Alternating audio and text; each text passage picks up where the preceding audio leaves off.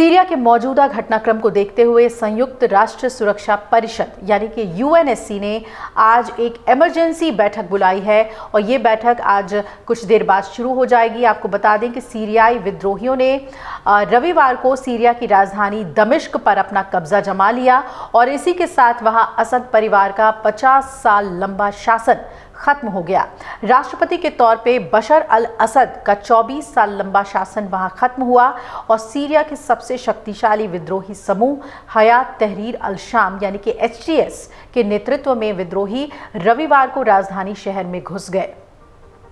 तो सीरियाई राष्ट्रपति को देश छोड़कर जाना पड़ा और ये कहा जा रहा है कि रशिया ने उन्हें शरण दे दी है अपने देश में। इस बीच सीरिया के प्रधानमंत्री मोहम्मद गाजी अल जलाली ने विद्रोहियों के साथ सहयोग करने पर सहमति जताई और कहा कि वो शांतिपूर्ण संक्रमण सुनिश्चित करेंगे। ये कहने के बाद HTS प्रमुख अबू मोहम्मद अल जुलानी ने अपने सैनिकों को सार्वजनिक संविधानों से दूर रहने का आदेश दिया है जब तक कि प्रधानमंत्री की ओर से आधिकारिक हस्तांतरण पूरा नहीं हो जाता, यानी कि पावर ट्रांसफर नहीं हो जाता। सीरिया गृह युद्ध से जुड़े जो बड़े अपडेट हैं वो आपको देते चलें कि 2011 में सीरिया में गृह युद्ध की शुरुआत हुई थी और आखिरकार लंबे संघर्ष के बाद बशर अल असद की सरकार को खत्म करने में विद्रोही सफल रहे। रूस और ईरान के समर्थन की वजह से बशर अल असद की सरकार बनी थी। वहां पर 27 नवंबर को HTS ने नए सिरे से युद्ध शुरू किया और लंबे समय से राजधानी शहर पर अपनी नज़र बनाए रखने के बाद विद्रोहियों ने पहले 24 घंटे में 4 प्रमुख शहरों दारा, कुरेत्रा, सुवेदा और होम्स पर अपना कब्जा किया और फिर इसने अंतिम बड़ा कदम उठाया और विपक्षी सेना ने दमिश्क में प्रवेश किया और शहर पर कब्जा कर लिया। विद्रोहियों ने 8 दिसंबर को राजधानी पर कब्जा किया और इसके बाद से ही सीरियाई राष्ट्रपति बशर अल असद को देश छोड़ने के लिए मजबूर होना पड़ा। असद के बाहर निकलने के बाद सीरियाई लोगों ने उनके दमनकारी शासन के अंत का जश्न मनाया सड़कों पर। HTS प्रमुख अल जुलानी ने दमिश्क में कहा, मेरे भाइयों, ये जीत ऐतिहासिक है। सीरिया हमारा है, असद परिवार का नहीं। ब्रिटेन स्थित युद्ध निगरानी संस्था Syrian observatory for human rights ने बताया कि 27 नवंबर को विद्रोही हमले की शुरुआत के बाद से 8 दिसंबर तक इस युद्ध में 910 लोगों की जानें गई हैं।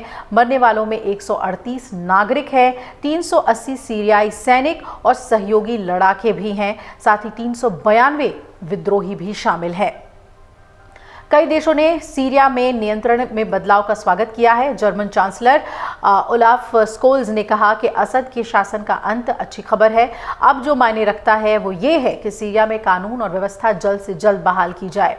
ब्रिटिश PM कीर स्टार्मर ने भी असद के बर्बर शासन के पतन का स्वागत किया और कहा कि UK सभी पक्षों से नागरिकों और अल्पसंख्यकों की रक्षा करने और ये सुनिश्चित करने का आह्वान करता है कि आने वाले समय में दिनों के समय कमजोर लोगों तक जरूरी सहायता पहुंच सके।